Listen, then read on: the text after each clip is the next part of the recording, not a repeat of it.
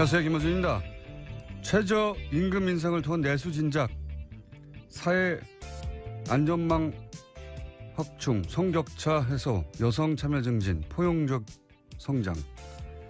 진보학자나 노조가 아니라 방한한 라가르드 IMF 총재가 어제 기자회견에서 쏟아낸 말들입니다. 부자가 된 선진국들이 자기들 이익을 위해서 잘 살아보겠다고 바둥거리는 개도국을 상대로 신자유주의를 밀어붙이고 다국적 기업의 이익을 대변해서 세계무역기구 세계은행과 더불어 소위 사악한 삼총사 중 하나로 불리는 게 바로 IMF죠. 그런 IMF가 이제는 소득주도 성장을 이야기합니다. 부자들의 모임이라고 불리는 다보스 포럼에서도 소득 불평등이 중심 화두가 된 게 벌써 몇 년 전입니다. 우리나라는 전 세계에서 가장 소득이 불평등하게 분배된 나라 톱5에 들어가죠. 사악하다고까지 표현했던 선진국과 다국적 기업과 세계적 부자들의 욕망조차 이대로는 안 된다고 각성하고 있는 사이에 우리는 4대강을 파고 대출로 부동산을 사라고 부추기며 낙수 효과만 외치고 있었습니다. 어제 헌정사상 초유의 헌재 소장 인준한 부교를 보고 끌어안고 환호하는 정치를 지켜보자면 그런 생각을 하게 됩니다. 우리는 몇 년을 뒤처져 있는 것인가? 이 역사 지체를 해소하는데 얼마나 걸릴 것인가? 갈 길이 멀다. 김원준 생각이었습니다.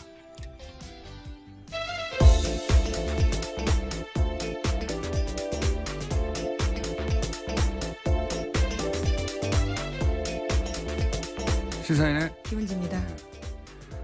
오늘도 역시 바람이 쭉쭉 안 나가네요. 역시라고 하셔서 웃었습니다. 하루 이틀도 아니고.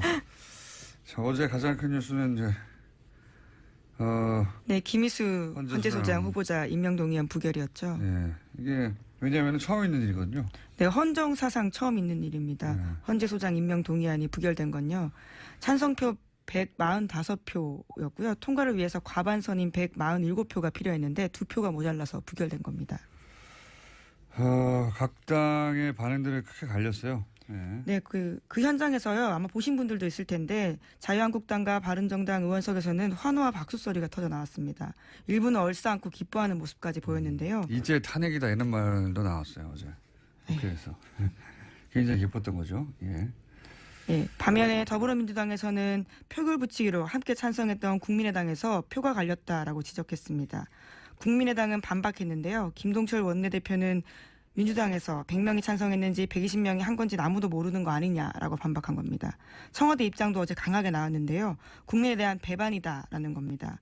윤영찬 청와대 국민소통수석은 헌정 질서를 정치적으로 정략적으로 악용한 가장 나쁜 선례로 기록될 거다라고 이야기했습니다. 자, 어제 또 대정부 질의가 있었는데 관련해서 굉장히 뭐랄까 재치 있는 답변이 하나 나와서 관련해서 잠깐 듣고 지나가고 있습니다. 어제 이낙연 국무총리를 상대로 한 대정부 질의에서 국민의당의 황교안 의원이 질의하고 총리가 답변한 와중에 이 건을 끌어다가 답변한 대목이 있었어요. 잠깐 들어보시겠습니다. 우리나라는 한국은 삼권 분립 국가가 아닙니다. 한국은 의심해져 있는 제왕적 대통령 1인제입니다. 삼권 분립이 무의미하다고 말씀을 하셨습니다마는 조금 전에 우리는 삼권 분립을 체험했지 않습니까? 대통령이 지명하신 헌법재판소장 후보자가 바로 인준에 받지 못한 사태가 바로 있었지 않습니까? 삼권 분립은 살아있다고 생각합니다. 네. 이게 아마 이제 문재인 대통령을 공격하기 위해서 황교안 의원이 이제 더불어민주당, 국민의당 황교안 의원이 공격을 한 건데 이낙연 총리가 이제 바로 직전에 있었던 헌재소장 부결 봐라. 사법권 분립이 살아있다. 어제 이낙연 총리의 답변 중에 재밌는 게 많이 있습니다. 예. 한번 찾아보시고, 예. 저희도 재밌는 건 따로, 골라서 들려드리겠습니다만은 사실은 어제 임명안이 아슬아슬하게 통과되는 게 국민의당의 가장 좋은 거였죠. 제가 보기에는 그래요. 어차피 한국당과 바른정당은 당론으로 반대를 정하고 있었고, 예, 그리고 민주당과 정의당은 통과를 주장하고 있었고, 국민의당 같은 경우에는 이 채택을 했거든요. 보고서를 벌써 오래전에 참여해가지고. 네, 이미 청문회가 한참 전에 있었기 때문에요. 그러니까요. 청문 보고서 채택도 이전에 있었습니다. 이게 이제 아슬아슬하게 임명안이 통과되는 게 국민의당이 가장 캐스팅보는 계속 국민의당이 지고 있었는데 좋다고 한 이유는 뭐냐면 그래야 여당이 역시 국민의당을 붙잡지 않으면 안 되는구나 이렇게 매달릴 것이고 국민의당의 이제 대협상력도 더 강화될 것이고 아슬아슬하게 통과돼야 가장 좋은 거죠 제가 보기엔. 근데 이제 부결이 돼버리면 이게 정무적 관점에서 보면 아주 당혹스러운 거죠. 책임론이 당장 불거지기 때문에. 왜냐하면 지난주부터 호남 홀대론을 국민의당에서 내세웠는데 이번에 최초의 호남 출신 헌재 소장이 후보로 나왔지 않습니까? 심지어는 이분이 박지원 전 대표가 헌법재판관 추천한 사람이에요. 그래서 네. 어제 유구무원이라는 반응을 보였습니다. 그러니까 본인이 추천한 사람인데 이 당에서 버린 거죠. 예. 호남 홀대론을 주장하는 당에서. 더더욱 나쁜 거는 거기까지는 그렇다고 쳐도 더더욱 나빴던 거는 안철수 대표가 우리가 국회 결정권을 가진 거다. 라면서 이제 그 결과를 자랑스러워 해버렸잖아요. 예, 부결된 다음에 한 이야기인데 국민의당이 20대 국회에서 결정권 갖고 있는 정당이라고 이야기했습니다. 이거는 일종의 정치적 자해거든요. 왜냐하면 지금 호남을 베이스로 한 국민의당으로서는 당황스러워해야 한다. 박지원 전 대표가 바로 추천한 사람이다. 게다가 호남 홀대론 얘기하고 있었다. 근데 호남 출신의 헌장 수장이다. 최초에. 근데 국민당이 부결시켰어요. 이러면은 당황스러워야 한단 말이죠. 예. 당황스러워해야 하는데 이제 이걸 자랑해버린 거죠. 그런 국민의당의 공식 입장은 자신들이 부결시킨 건 아니다라고 하고 있는 무기명이니까요. 예. 누가 부결시킵니까 여기서. 찬성과 부결할 정당은 이미 정해져 있었고 국민의당만 의원 자율투표를 네, 했습니다. 의원 자율투표를 했으니까요. 네. 이건 제가 보기에는 매우 안 좋은 결과인데 이걸 좋아해버린 자체가 기본적으로 정무적 판단을 못했다는 것이고 그건 결국 제가 보면 큰 정치적 자해라고 봅니다. 보수 야당들도 제가 보기엔 박수치고 좋아할 일이 아닌 것이 여의도에서 자기들끼리만 얘기하면 사실 뭐 여야 할 것 없이 정치인들의 저정적인 한계이긴 한데 자기들끼리는 좋아한 거 이겼다고. 근데 제가 보기엔 이건 문재인 지지자들을 좌절시키는 게 아니라 결속시킬 사안이에요. 이게 열받게 하는 사건이거든요. 부결시킬 만큼 결정적 사유들이 나오지 않은 상태에서 이렇게 된 게 처음이기 때문에 다들 청문 당혹스러워하고 보고서가 있습니다. 채택됐어요. 청문 보고서 채택됐는데 예, 그리고 무슨 흠결이 발견돼서 뭐 논쟁이 벌어진 것도 아니잖아요. 그냥 부결된 거예요. 그냥 아무 이유 없이 사실은 예, 보수 야당에서야 오히려 이유가 있어요. 진보적이다 뭐 등등. 자, 대단한 제가 보기에는 자살골이라고 보는데. 자, 여기까지 하고요. 나머지 뉴스 진행해 보죠. 예, 유엔 안전보장 이사회 관련된 소식도 계속 전해드리고 있습니다. 오늘 그러니까 현지 시각으로는 11일 오후 6시고요. 한국 시간으로는 지금 7시입니다. 북한 6차 핵실험에 대한 대북 제재 결의안 표결에 붙이게 되는데요. 기존안보다 완화된 내용이 나왔습니다. 미국 쪽에서 최종안을 냈는데 중국, 러시아 등 유엔 회원국들의 대북 원유 수주를 현 수준으로 제한하기로 했습니다. 원래라면 미국은 대북 원유 공급 전면 중단을 요구한 바가 있습니다. 또 김정은 북한 노동당 위원장 제재 대상에서 제외했고요. 고려항공도 제재 대상에서 지정하지 않았습니다. 북한의 의심 선박에 대한 공해상에서의 차단과 검색도 요청한다라고 밝혀서 유엔 회원국들의 이행을 의무화하지 않았습니다. 이건 이제 중국, 러시아하고 이렇게 합의가 된 거죠. 예. 미국이 주도해서 제출하는 결의안인데 예. 부결돼 봐요. 쪽팔리잖아요. 예. 그래서 애초에 주장하는 것보다 확 떨어졌습니다. 예. 그래서 이제는 이제 요 정도면 중국하고 러시아가 오케이 손들어 줄게 뭐 이렇게 합의가 된 사안인 거죠. 네, 곧 결과가 나옵니다. 그래서 뭐 대북 원유 수출을 전면 중단 한참 언론 플레이했는데 지금과 같은 수준으로 그리고 뭐 김정은을 포함한 계좌 동결이라든지 여행 제한 조치 등을 이야기했었는데요. 그 모든 거에 제외됐습니다. 지금까지 있던 거 비슷한 거예요. 말만 그렇게 떠들어댔지. 자, 어쨌든 요 수준의 제재안은 이제 통과될 것이다. 근데 그건 뭐 달라질 게 없다는 거죠. 이전과는 크게. 당장 전쟁에 나가 북한을 완전히 고립시켜서 멸망시킬 거라고 얘기하더니 아니잖아요. 네. 자, 그 트럼프 대통령의 트윗만 보지 마시고 기자들은 그것만 중요하지 마시고 그게 그렇게 될 리가 없다는 분석 혹은 국제정치의 환경도 같이 보도해 주십시오. 자, 다음 뉴스는요. 네, 이명박 정부의 국정원이 자체 TF를 구성해서 문화연예계 블랙리스트를 만들고 퇴출 활동을 했다라는 내용이 나왔습니다. 국정원 적폐청산 TF가 발표한 바인데요. 여기에 나온 문건에는 명단에 80명이 넘는 사람의 이름이 있습니다. 소설가 이회수 씨와 조정래 씨 등 문학계 인사가 있고요. 문성근, 문소리 등 배우가 포함되어 있습니다. 또 영화감독 이창동, 박찬욱, 봉준호도 있고요. 방송인으로는 김미아, 김구라, 김재동, 또 가수 윤도현, 신해철 이런 분들의 이름도 있었습니다. 블랙리스트에 이름이 올라간 이유는 촛불 시위 참여로 젊은 층을 선동했다 등과 같은 이유였는데요. 블랙리스트는 원장의 지시에 따라서 만들어졌고 이것들이 실제로 시행됐던 것까지 있습니다. MBC와 KBS 등에 못 나오게 퇴출을 유도하는가 하면요. 해당 연예인이 속한 기획사에 대해서 세무조사까지 진행했다라고 합니다. 이게 블랙리스트고 어제 저희가 잠깐 화이트리스트 그러면 반대로 정권 차원에서 후원했던 문학계의 어떤 프로젝트들이 있었을 거 아니에요. 네, 그건 누가 했느냐? 역시 국정원이 했다 하는 이야기를 저희가 직접 취재한 김한 기자와 잠시 후에 만나서 얘기 나누겠고, 근데 이 이야기가 최근의 얘기가 아니에요. 이거는 지금 박근혜 정부 시절의 블랙리스트가 아니라 이명박 정부 시절에 국정원이 만들었던 문학의 블랙리스트. 여기서 훨씬 고도화됐거든요. 나중에는 박근혜 시절에는. 그러니까 지금 거의 2008년, 2009년, 2010년 거의 10년 전 얘기하고 있는 겁니다. 지금 나오고 있는 거는. 그때 이미 이제 김미아 씨 TBS에 와 계시죠. 흘러서.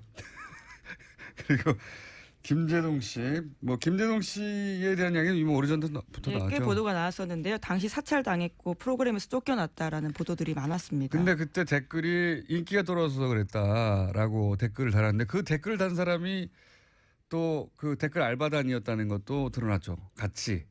그렇게 자기들이 잘라놓고 인기가 없어 그러는데 무슨 소리냐고 하는 언론도 만들어내고 복치고 장치고 했던 거죠.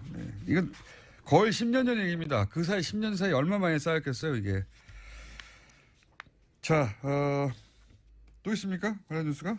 네, 관련해서요. 여기에 청와대 민정과 홍보수석의 지시가 있었다라는 것이 국정원 적폐청산 TF의 그 조사 결과인데요. 그랬겠죠. 다음 뉴스로 하죠. 예.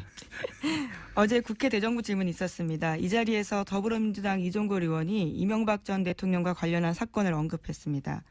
캐나다 건설 사업에 투자한 한 회사가 한 금융사로부터 210억 원 대출 받았으면서 무담보로 허위 자료 냈다라는 건데요. 여기에 이명박 전 대통령 친척이 개입했다라는 의혹을 제기했습니다. 자, 이 사건이 대정부 질의에 드디어 나왔네요. 이게 이제 이명박 전 대통령 임기 초기에 있었던 일이거든요. 캐나다의 어떤 사업에 투자를 했는데 여기에 농협이 대출을 해줍니다. 그런데 이 210억 원의 대출금을 포함하여 많은 금액이 캐나다에서 일종의 분양 사기로 사라져 버려요. 그러면 이제 농협에서는 대출을 해주고 나서 기본적으로 사기를 당한 거니까 고소고발이나 각종 소송이 있어야 되는데 소송이 없죠. 적극적으로 대처를 전혀 하지 않았다라는 겁니다. 돈이 사라졌는데 날아갔는데 대처하지 않죠. 그런데 여기에 이명박 전 대통령 친인척이 연루된 게 아니냐라고 하는 사건이 있습니다. 그 사건에 대해서 이제 10년 만에 거의 10년 만에 대정부 질의에 이 사건이 등장을 한 거죠. 예. 네, 그래서 어제 박상기 법무부 장관이 대답을 했는데 이 사건이 지난 정부에서는 단순히 기소 중지되어 있었지만 최근에 다시 수사 지시했다라고 답했습니다. 예, 수사 지시했지만 진행을 안 되고 있었어요. 예, 계속해서. 표창원 의원도 연달아서 관련 질의를 했습니다. 잠깐 들어보시겠습니다. 혹시 저수지 게임이라는 다큐멘터리 영화가 지금 개봉 중이고 상당히 많은 관객들이 보고 있다는 사실 알고 계십니까? 네, 기자가 쓴 것으로 알고 있습니다. 장관께서는 보셨거나 혹시 보실 계획 없으십니까? 아직까지는 보지 못했고 한번 들여다볼까 생각하고 있습니다. 이 사건을 다룬 게 저수지 아니 게임이라는 이 영화 영화인데. 이야기 안 하셨다고 하셨던 걸로 제가 기억이 나는데. 제가 한 게 아니잖아요. 의원이 대정부실에서 했습니다. 네. 이 사건을 다룬 거군요. 예. 이렇게 도와주시나요? 의원님? 자, 약간, 대정부실에서 이 사건이 처음으로 등장했어요. 10년 만에. 처음으로 등장했고, 다행입니다. 저나 주진우 기자는 굉장히 오랫동안 쫓아왔거든요. 이 사건을. 자, 그러한 이야기가 있었습니다. 그리고 관련해서 최근에 이명박 전 대통령에 대한 댓글 공작 이외에도 소위 그 원조 사건에 해당되는 BBK 관련 이야기가 조금씩 등장하고 있습니다. 뉴스공장에서는 몇 주째 하고 있고 다른 언론사에서도 조금씩 나오고 있죠. 예, 오늘 아침 CBS 보도인데요. 2001년 김경준의 LK이뱅크에서 이명박 전 대통령의 개인 계좌로 50억 원이 송금한 기록이 있다는 겁니다. 그런데 2007년에 검찰이 이를 수사할 때 확인하고도 뭉갰다라는 의혹이 있다는 겁니다. 이제 이명박 전 대통령 관련 이 BBK 관련 사건은 너무 많은 이름들이 등장해요. 여기도 이뱅크가 등장하죠 아마? 네, LK이뱅크요. 네, LK이뱅크. LK이뱅크는 뭐란 말인가? 옵셔널 벤처스는 뭐고? 이 회사 이름이 여러 가지 등장하거든요. 그러다 보니까 그리고 돈이 왔다 갔다 합니다. 도대체 뭐가 어떻게 됐다는 건지 따라잡다가 잊어버려요. 사건 도래될 뿐만 아니라. 지금 오늘 이제 오전에 등장한 노콧발 이 뉴스의 핵심은 뭐냐면 간단하게 말하면 BBK 실소유주가 이명박 전 대통령인 것을 입증할 만한 송금 자료가 있었는데 그걸 검찰이 의도적으로 누락시켜서 선거 대선 직전에 모른 척한 거 아니냐. 그게 나왔다면 BBK가 이명박 전 대통령이 실소유주라는 게 사실상 입증되는 거였는데 라고 하는 뉴스가 10년 만에 나온 겁니다. 또. 네. 해설만 붙이자면 복잡하게 이해하실 필요는 없고요. 예. 검찰이 숨긴 거 아니냐. 실제로는 이명박 전 대통령이 BBK 실소유주 아니냐. 예, 그런 알고도 자료가 모른 척했다라는 의혹이 그런 있는 거죠. 입금 자료가 있다는 거죠. 50억에 해당되는. 그런 뉴스입니다. 관련 뉴스가 조금 더 나올 것 같은데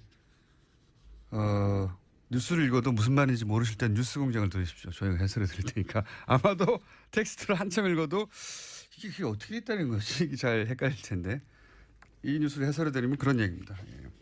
주인이 이 사람이잖아. 입금된 걸 보니까 라고 하는 자료가 이미 10년 전에 있었는데 검찰이 못 본 척했다는 겁니다. 예. 그걸 10년 만에 다시 밝혀서 이제 끄집어낸 거고요. 노컷 뉴스가. 자, 한 제목 하나 정도? 네. 네, 주식 대박의 진경준 전 검사장 기억을 하실 텐데요. 이번에는 황제 가회 논란에 휩싸였습니다. 자신의 딸의 가회를 네이버에 요구했다라는 건데요. 인턴 확인서도 요구했다라고 합니다. 딸을 네이버 어떻게 했다고요?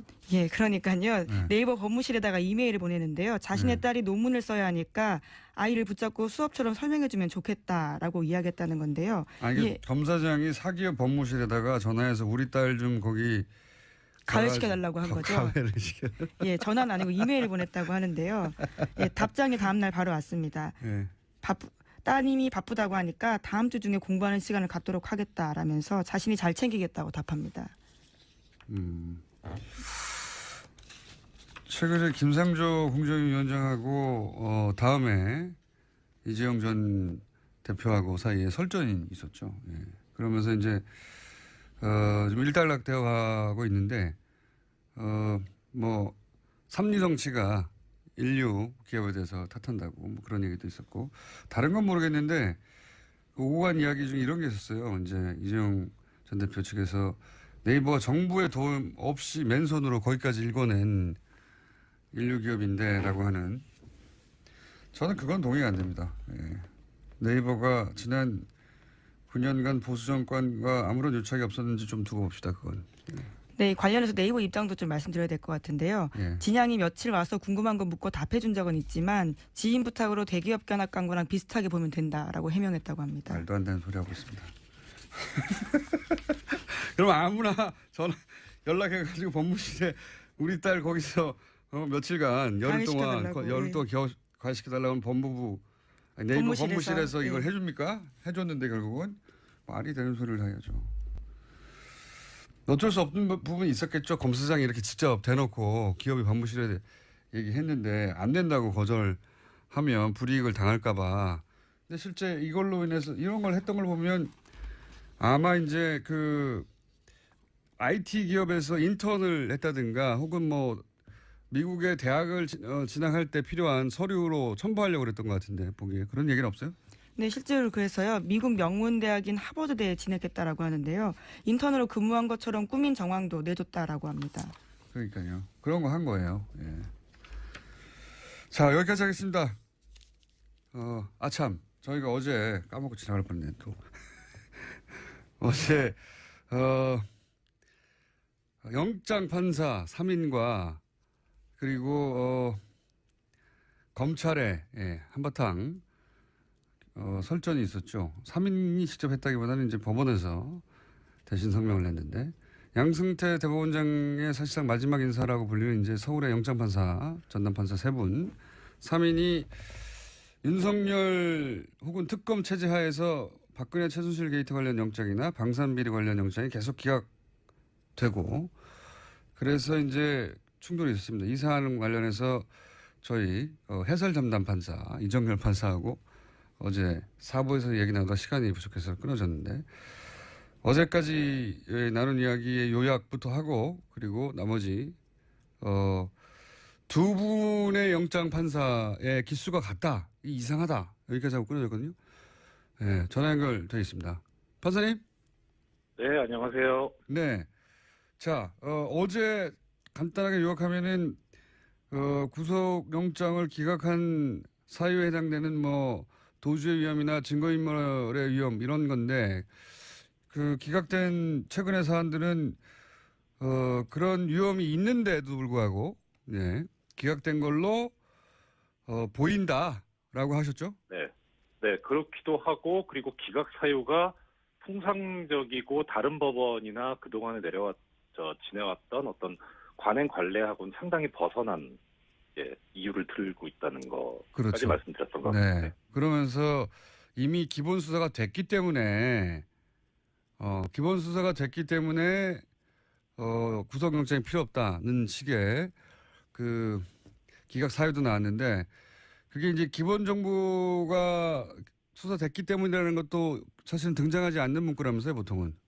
예, 기본적 증거라고 기본적 증거. 있는데, 그 기본적 증거라고 하는 개념이 이제 어떤 법학적이나 뭐 법조계에서 정립된 용어도 아니고 개념도 아니고 그리고 그래서 개념이 명확하지 않으니까 도대체 어느 정도 됐길래 그렇게 했다는 건지 그런 그러니까 잘 쓰지 않는 특이한 튀는 용어를 썼다는 거죠. 그렇군요. 기본적 증거요? 네. 네. 저는 이제 그 법은 모르는데 그러면 기본 증거로만 취합하면은 수사를 더 이상 안 해도 되는 건 아니잖아요. 그렇죠. 당연하죠. 그러니까 네. 기본 증거라고 하는 게 어떻게 보면은 이제 법원, 판사의 관념일 수 있고 사실 이제 이 증명을 해야 되는 유죄 증명을 해야 되는 검사 입장에서 보면은 이게 기본 증거일 수도 있고 아닐 수도 있고 그야말로 그 개념을 인정한다고 할 때 그리고 가능한 모든 증거를 수집해야죠. 어떤 데서 어떻게 이제 그러니까요. 구멍이 생길지 모르니까 일단 증거는 명확하게 다 수집을 해놓고 봐야 되는 게 검사의 입장이거든요. 거꾸로 예를 들어서 물론 말씀하신 대로 어디까지가 기본이냐 하는 정의도 안 돼 있지만 네. 거꾸로 기본적인 범죄의 증거가 나왔어? 그러면 확실하구만. 더 수사해야지. 이렇게 나가야 되는 게 맞는 것 같은데. 그렇죠. 예, 이게 상식적인. 그렇기도 하고, 예, 그렇기도 하고 더 나가서 어제도 말씀드렸지만 기본적인 증거라고 하는 게 유죄 관련 증거이기 인데 굳이 해석을 하자면 유죄 관련 증거뿐만 아니라 형량에 영향을 미치는 증거도 수집을 해야 되거든요. 그러니까 뭐 범죄 후에 뭐 예를 들어서 어떤 뭐 나쁜 그러니까 뭐 그 행위를 했다든가 하면 형량이 더 올라갈 수 있거든요. 그게 또 그 양형에 고려해야 된다는 요소라고 형법에 규정도 하고 있고요. 그러니까 그거는 어떻게 보면 정말 개념 수도 없는 거예요. 근데 그런 것도 다 검사가 수집을 해야죠. 그리고 이제 피의자 입장에서 보면은 자기가 형량을 높게 받을 수 있는 그런 증거들은 인멸하려고 하는 게 당연한 유혹이고요. 그러니까 기본적인 증거가 나왔으면 저는 오히려 구속영장을 내줘야 될 것 같다는 상식선에서의 생각도 하고 네. 기본적인 증거가 거꾸로 해석하면 기본적인 증거가 나왔으면 그러면 구속하지 않아도 되는 구속시키지 말아야 되는 이유가 된다는 건데 납득이 안 갑니다. 한마디로 여하간 그렇습니다. 예. 이런 오히려 증거를 인멸해서 증거가 없으면 이제 구속하면 안 되는 거고. 그렇죠. 그런 얘기가 기본 증거조차 없애버렸으면 이제 그럼 구속 사유가 아예 사라지는 거고. 예. 여러 가지 논리적인 모순이 생기는데 근데 이제 어제 이런 얘기 하시다가 마지막 부분에 영장 전담판사 3인 중에 2사람이 동기다. 그 의미를 얘기하시려고 하다가 시간이 부족해서 다시 연결한 건데요. 그게 왜 중요한 대목이죠? 그러니까 뭐 중요하다기보다는 여러 가지 좀 의혹을 불러일으키는 요소 중에 하나인데요. 네. 일단 보통은 이제 여러 가지 그 내부적으로도 다양성을 좀 확보를 하려는 의미에서 연령별로도 그렇고 이제 기수별로도 그렇고 약간 다양성을 주는데 그래서 이제 작년만 해도 이미 말씀드렸던 대로 이제 부장 판사 2사람의 구성이 24기 연수원 24기하고 25기 이렇게 있었는데 그러면 이제 자연스럽게 순서대로 가면 올해는 25기, 26기 이렇게 돼야 되는 게 아니냐. 그게 통상적이다. 예. 그렇죠. 예. 그런데 26기 2사람이 됐거든요. 그래서 뭐 아주 좋게 해석하자면은 뭐 특별히 그 사람들이 영장 그 처리 업무에서 탁월한 능력을 보이니까 그래서 발탁을 했다 이렇게 할 수도 있겠지만 사실 법원 인사는 사실 그렇지는 않아요. 보통 이게 예측 가능하게 다음번에 이렇게 되겠다 하는 그런 수순으로 가거든요. 그런데 그런 관행하고 좀 안 맞는 거죠. 그러니까 이게 딱 그거 하나만 찍어서 이상하다 이렇게 할 수도 있겠지만 오히려 이런 것도 있고 저런 것도 있고 한 그런 것 중에 하나라고 보시면 좋을 것 같습니다. 그게 이제 이런 이야기를 저희가 계속 하고 있는 이유 중에 하나가 이런 연속되는 그 기각된 걸 가만히 들여다보면 결과적으로 그렇습니다. 실제로 박근혜 최순실 게이트 그렇죠. 관련 영장이나 방산비리 관련 영장이나 소위 이제 윤석열 체제하에서 지금 적폐청산의 일환으로 추진하고 있는 영장들이 자꾸 기각되다 보니까 검찰도 이런 주장을 하는 건데 그리고 이제 저희도 이런 이야기를 하는 이유가 핵심적으로 근저에 깔려 있는 어떤 인식은 이게 이제 혹시 정치적 의도를 가진 거 아니냐. 네. 혹은 뭐 그런 의혹 있지 않습니까? 아시지 않습니까? 예. 그렇죠. 많이 다니고 있는 돌고 있는 얘기인데 사실 근데 뭐 이렇게 방송에서 이게 드러내놓고 얘기하기에는 어느 정도 증거가 있어야 되는데 사실 그런 증거는 없어요. 그런 증거는 없고. 그런 증거가 있으면 벌써 수사에 들어갔겠죠. 그렇죠. 예. 근데 이제 여러 가지 이제 그 방증을 가지고 이제 나름 이제 좀 추정하는 거 해보는 건데 아까 말씀드린 이제 그 인적 구성도 좀 이상하기도 하고 또 하나는 이제 말씀드렸던 대로 뭐 계속 이게 어느 정도 좀 이런 정도면은 뭐 기각할 만하다 이런 정도면 발발 만하다 이렇게 좀 납득이 돼야 되는데 뭐 전혀 뭐 생뚱맞은 용어를 쓰지 않나 뭐 다른 사건에서는 발부된 걸 이 사건에서는 기각을 하지 않나 뭐 하니까 형평도 안 맞거든요. 그러니까 이게 뭔가 있는 거 아니야라고 하는 생각이 들게 하는 거예요. 그리고 또 하나 이제 반면 뭐 고영태는 이 요건에 되지도 않는데 구속이 된다든가 그죠? 사실 근데 고영태 씨는 뭐 그냥 통상적으로 하면은 이제 도주 우려가 있다고 보이기는 해요. 그래서 이제 그 이전에 사라진 적이 있으니까. 아니 근데 제 말은 얘기하고 싶지 않은데 같은 기준으로 하면 거기도 기각이 됐어야죠. 같은 기준이라면. 그렇죠. 그렇죠. 제 말은 그겁니다. 그러니까 지금 저도 거기에 동의합니다. 역시 예리하신 우리 공장장. 그리고 또 하나는 이제 뭐냐면 참 이게 아까 지적도 해주셨지만 양승태 씨가 지금 이제 마지막 인사잖아요. 임기도 한 달도 안 남았는데. 예. 그러니까 이제 마지막 인사인데 그 당시 인사 그 할 때가 올 2월이었었거든요. 2월 말.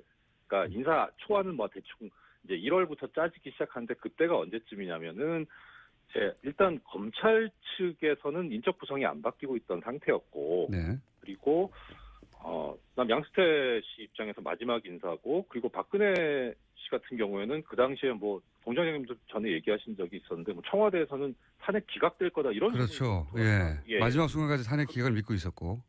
그렇죠. 그러니까 그러면 그 당시 상황을 이제 지금 돌아가서 보면은 그쪽 입장에서는 이제 마지막 진짜 그야말로 그 한방을 해야 되는 그런 상황이었던 거죠. 그리고 이제 아무리 뭐 법적으로 보면 사실 그 영장전담 판사를 각급 법원에서 이제 임명을 하는 거는 구체적으로 이 사람을 뭐 어떤 업무를 맡길 건가라고 하는 거는 그 각각 법원장의 권한이거든요. 그러니까 대법원장의 어떤 권한은 아닌데 법적으로는. 근데 이제 이 서울중앙지법은 약간 특성이 있는 게 이 대응하는 검찰청이 옛날에 대검중수부나 뭐 서울중앙지검이어가지고 대형 비리 사건이나 정치인 사건을 많이 해요. 그러니까 그냥은 임명 못하고 검찰 측 의견이 상당히 반영된다는 게 법조계 통설이거든요. 검찰 측 의견이 반영된다는 게 결국은 정권의 의견이 반영된다는 그렇겠죠, 거거든요. 당연히. 예. 그러니까 그 당시 상황하고 놓고 보면 이게 좀 검찰 측에서도 그렇고 정권 측에서도 그렇고 양승태 씨 입장에서도 그렇고 그야말로 자기들의 입맛에 맞고 믿을 만한 사람을 임명하지 않았겠느냐 하는 거죠. 그런 추정과 정황 정도를 얘기할 수 있다.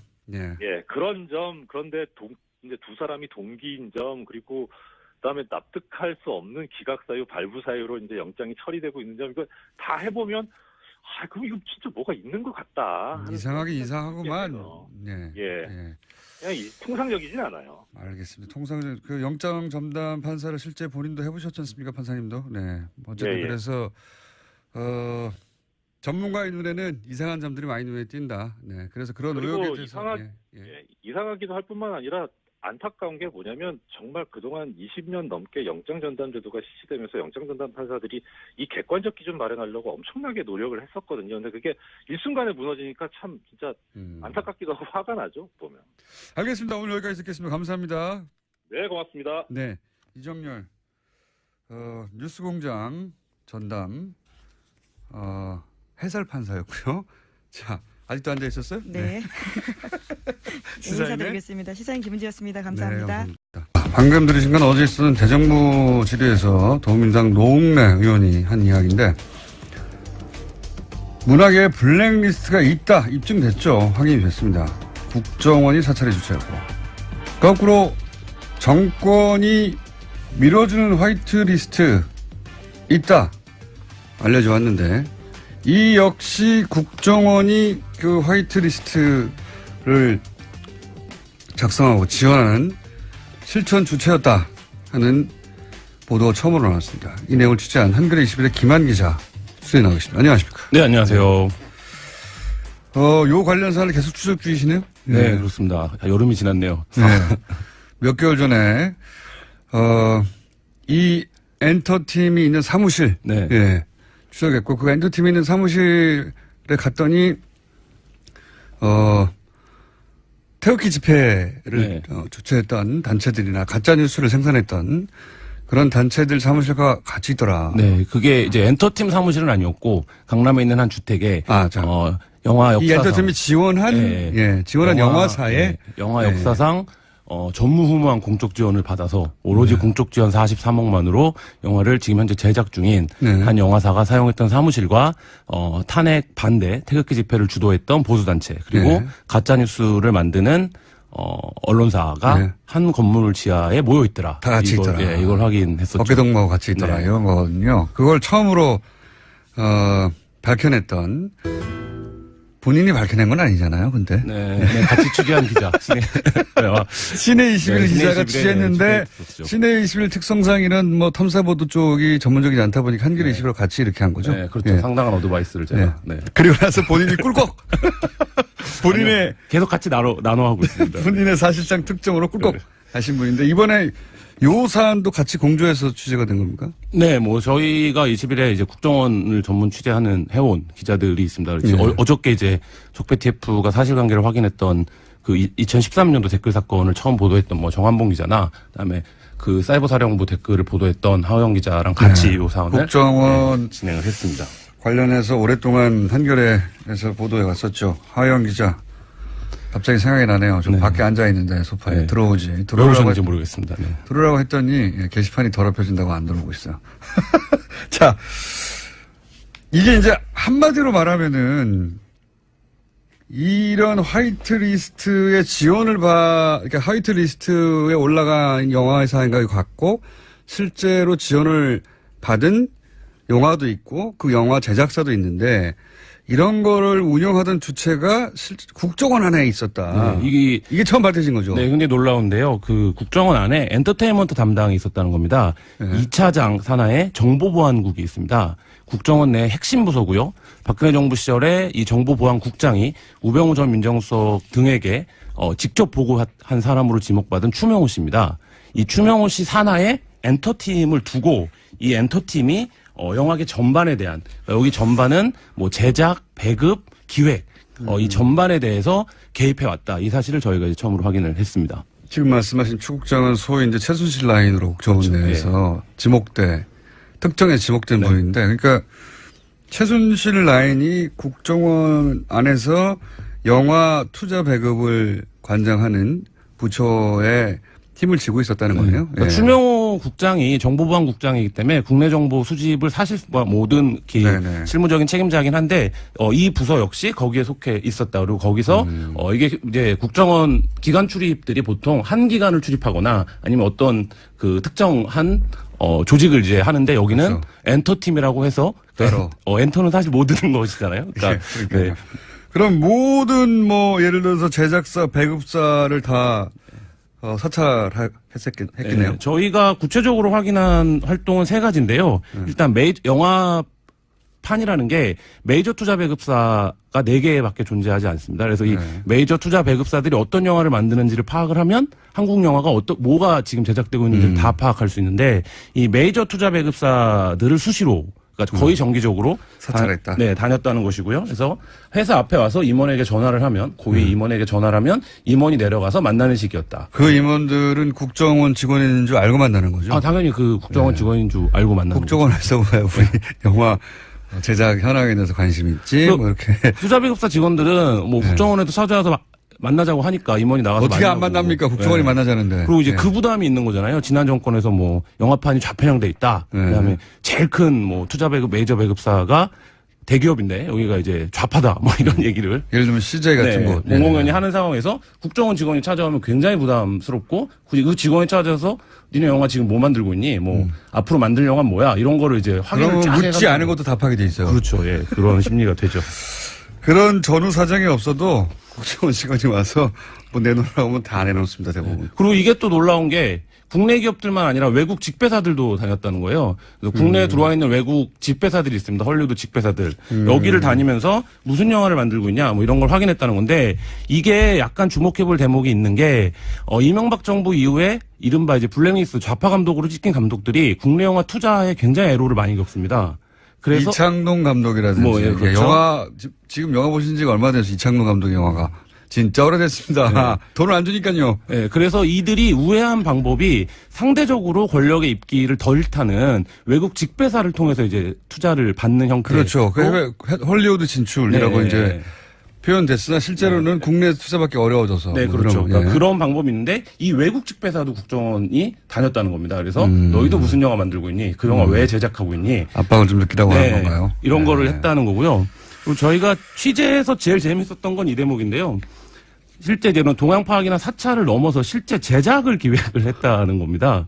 국정원이 직접 제작하겠다는 영화를 만들어 보겠다고 국정원은 말이죠. 사업을 좋아해요. 저도 오랫동안 국정원을 애정하며 지켜봐왔지 않습니까? 국정원은 기본적으로 직접 돈을 보고 이게 전혀 상상하지 못하는 건데 직접 사업을 해서 돈을 벌고자 하는 욕구가 그 안에 있다는 걸 전 여러 번 느꼈어요. 워낙 많은 일을 다양하게 할 수 있어서 그런가 본데. 왜냐면 정보도 많잖아요. 네, 그렇죠. 그리고 이제 국정원이 은밀하게 움직일 수 있는 돈도 있고, 그리고 오비도 있잖아요. 네. 그러니까, 그리고 그 양지회가 기본적으로 이제 엄청 큰 조직이죠. 뭐 복지를 위하여, 하는 사업들도 있는데, 이게 이제 경계가 애매한 거죠. 그러니까 국정원 직원들의, 국정원 조직을 위한 것이냐, 아니면 국정원의 일부 고위직들의 사익을 위한 것이냐, 경계가 애매하거나 그 이익이 이상하게, 하여튼 이 큰 건입니다, 이거. 네. 그래서 이 영화 제작은 뭐 이랬다는 겁니다. 강남에 있는 한 횟집, 구체적인 장소는 이제 강남에 있는 횟집입니다.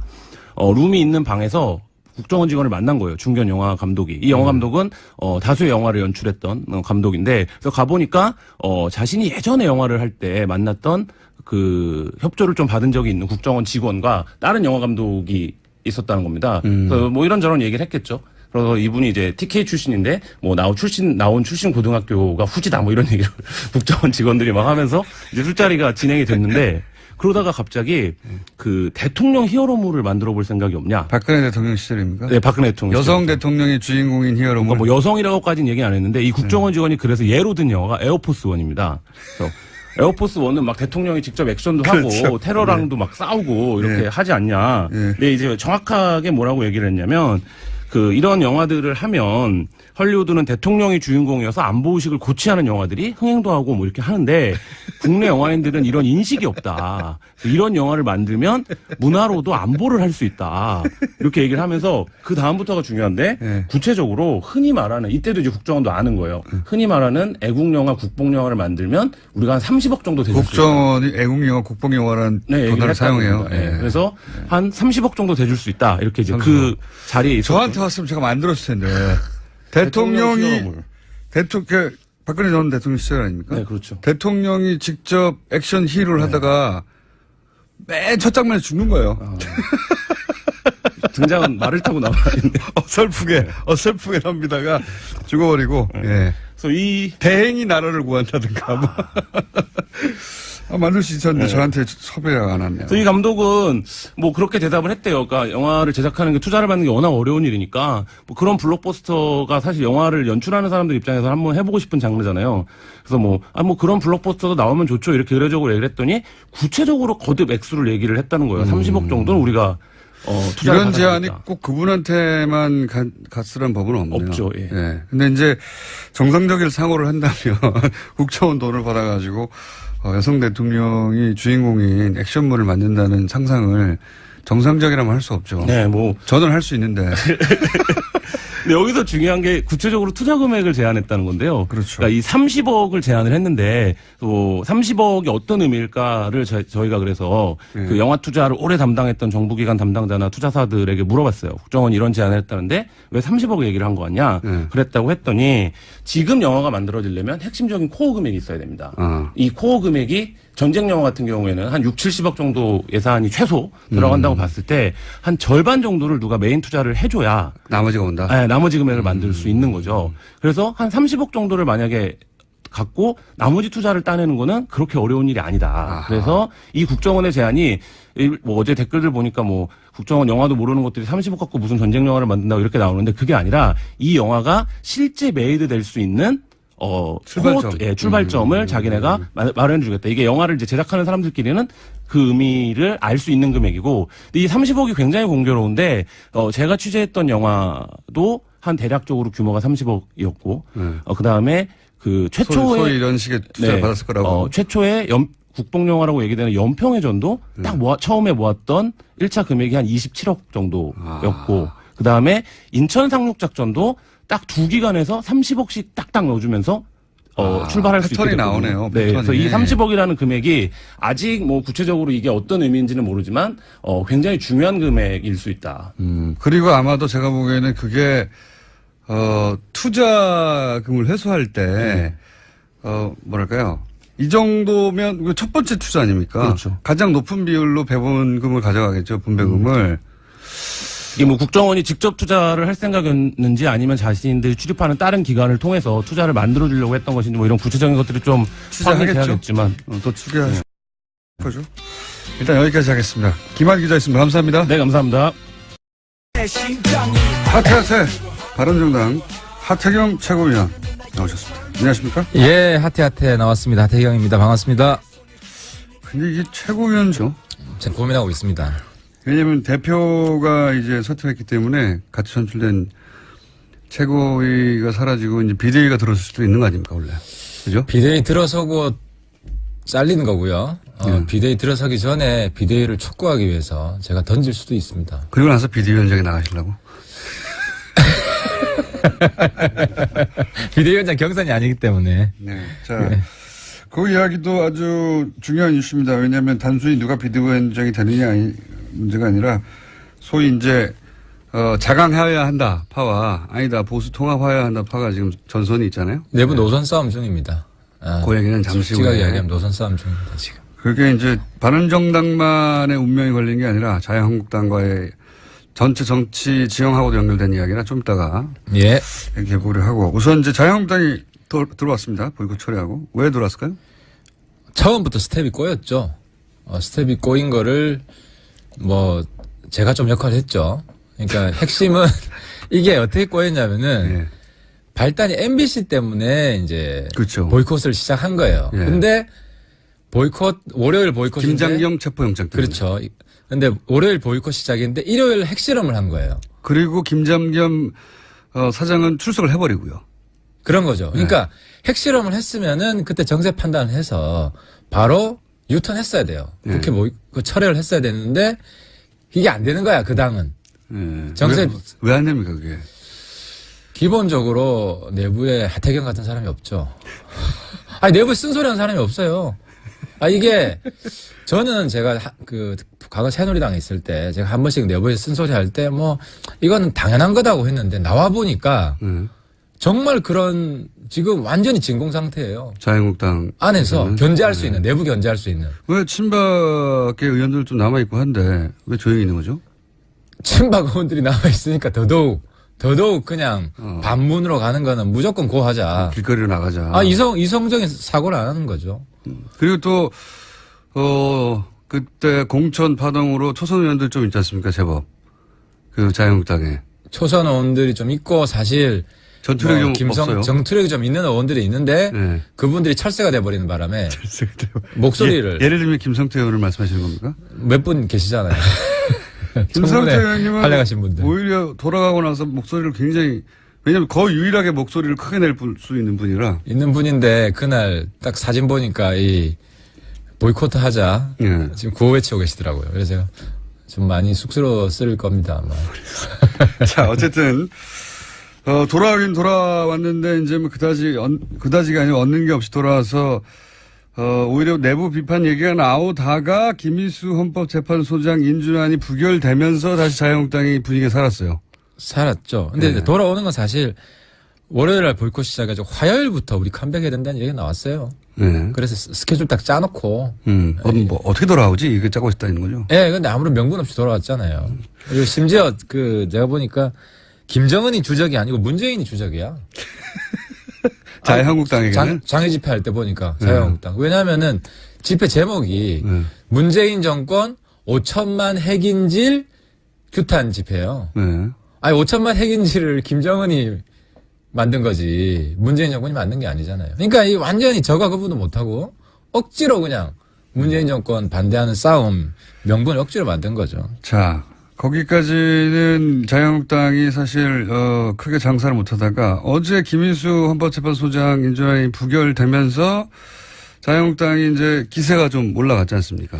어제 뭐 끌어안고 뭐 그러고 있더라고요. 네. 예. 바른정당은 끌어안기까지는 안 하더라고요. 당론으로 반대하긴 했는데. 그러니까 이 같습니다. 부분에 좀 말씀을 드리면 바른정당이 뭐 100% 문재인 정권을 도와줄 수는 없어요. 우리도 이제 우리 나름대로 소신이 있기 때문에 김희수 반대에 솔직히 제가 앞장섰습니다. 바른정당에. 네. 통진당 해상에 반대했다. 이게 반대했다기보다 팩트를 왜곡을 한 게 결정적인데 법관이 팩트를 왜곡하면 안 된다. 반대할 수도 있죠. 근데 그건 의견이고 팩트는 뭐냐면 통진당이 우리 사회의 실질적 민주주의를 구현한 정당이다. 자기 판결문에 이런 내용이 있어요. 본인의 시각엔 그렇게 보이는 지점이 나오죠. 예. 아니 그러니까 이 부분은 용인하기 어렵다. 그러니까 뭐 그런 실질적 민주주의를 위배했다고 해서 헌법재판소에서 해산된 정당이다.